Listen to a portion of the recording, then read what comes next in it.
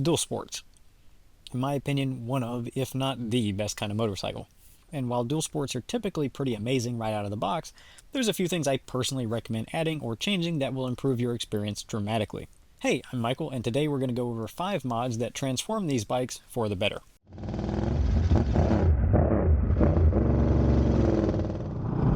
Number one is tires. Just hands down. I'm telling you. Whoa, tires aren't a mod. What are you talking about? I promise you, tires are a mod. And not only are they a mod, but they are a must.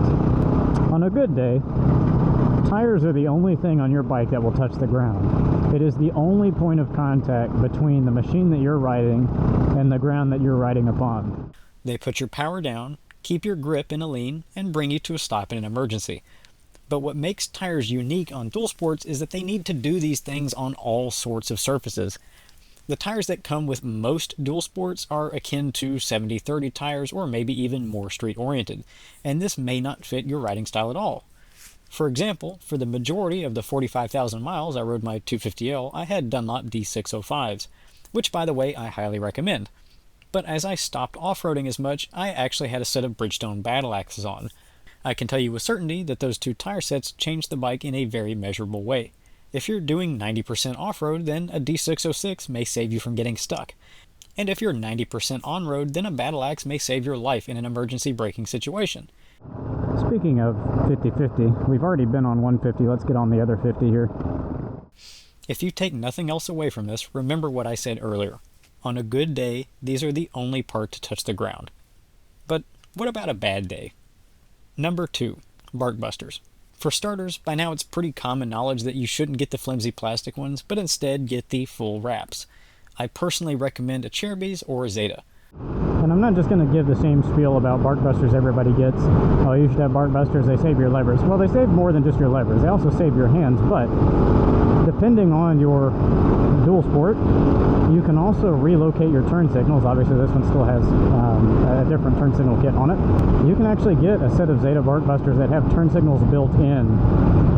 And I will tell you, doing that saves a crap ton of money in turn signals. And yes, you can get very cheap turn signals, but you'll just have to keep replacing them when you drop it. And the main takeaway here is that bark busters will absolutely save your hands if you happen to go down or smack a tree without meaning to. Speaking of bark busters, like watch what I can do right now. I can just plow through these weeds and take some with me that the county so graciously uses my tax dollars to clear every single day. One thing to consider is when you go down on a bike, when you drop a bike, there's a lot of force at play. Even if it's a light bike, even if you don't realize it, there's quite a bit of force at play, and it all has to go somewhere, and it goes straight to number 3, your handlebars. Stock handlebars are, at least on most metric bikes and pretty much every bike other than Harley Davidson and like some big Honda Cruisers, are 7/8 inch handlebars. And like it or not, they're relatively flimsy, especially stock ones. So you can actually save yourself a lot of money in the long run and a lot of hassle on the trail, and also a lot of comfort, if you just go ahead and get a set of fatty bars. It's hard to tell because I have this big bar pad here, but there's a set of Pro Taper fatty bars on here.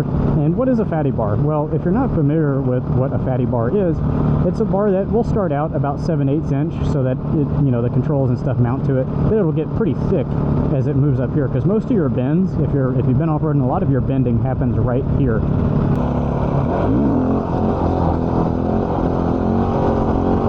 So like I said, your bars will start to bend right about there, and by getting thicker bars you can keep it from bending, and that typically helps. Alright, that's enough.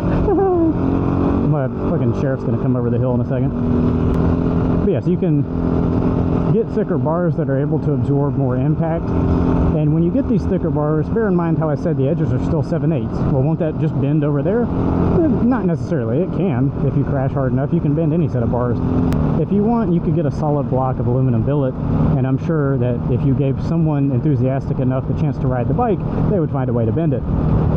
The reality, however, is that typically with these aftermarket fatty bars, even the 7/8 part has a thicker wall. I'm I'm not saying that these bars are indestructible and the stock ones are made of paper, but it's not too far off from that. I think my 250L bars bent like the first time that I went out. And it's not just as simple as buying another set of bars. There's a lot to take into account that most people don't realize. There are different bends and heights to certain bars. For example, on the 250L, I ran what is called a Henry Reed bend, but it's worth trying a couple different bikes with a couple different bars because it has the ability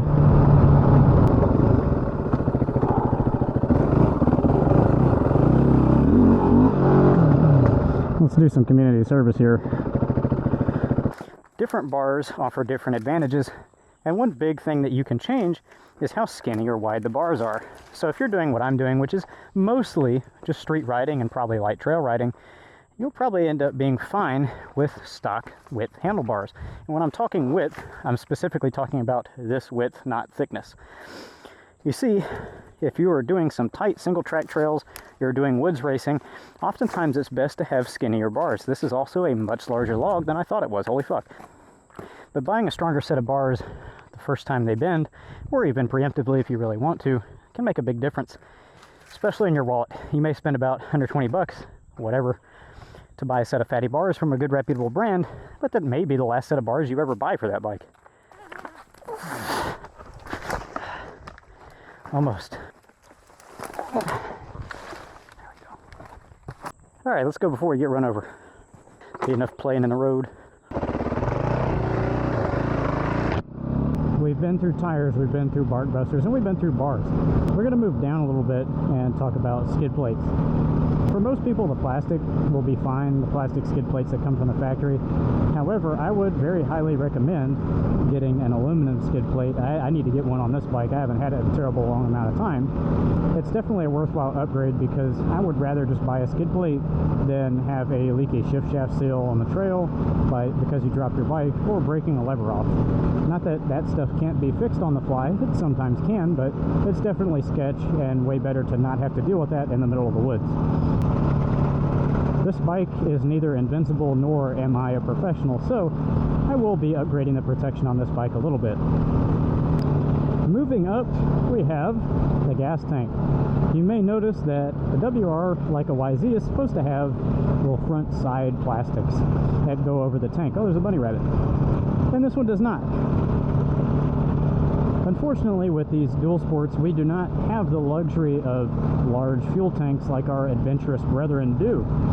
In fact, now, and I'm sure this isn't even the biggest one you can get, but the Africa Twin Adventure Sport Edition, you can get a 6.6 gallon fuel tank right from Honda. Obviously, you wouldn't want to have a 6.6 gallon tank on a bike like this because these don't weigh this much. This is like a 280 pound bike. Increasing the weight up high is not going to do you very good off-road, but an extra gallon can make a lot of difference. It doesn't make a crap ton of difference as far as weight. Most of these dual sports come with a 2 to 3 gallon tank, somewhere in that realm.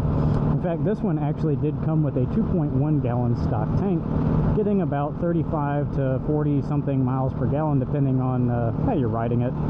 That brings the total mileage on this thing up to only about 80 miles, maybe 90 if you're really being super reserved. But now that this, I believe, has like a 4 gallon tank or pretty close to it, I've effectively doubled the mileage, or I guess the previous owner did. That is an absolute massive difference. And again, it will make even more of a difference not being stranded in the woods. Because I don't know about you all, I tend to get pretty throttle happy off-road, and I get a little bit less fuel conscious. Another key takeaway that I want you guys to think about is don't get any of these mods just because some lunatic on the internet says so. Any mod that you get that doesn't add value to you will be a useless mod.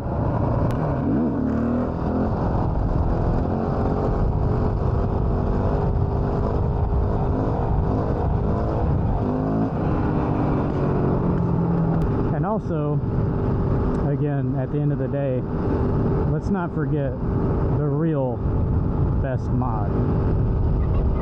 You probably can't even fucking hear it. I'm going like 60.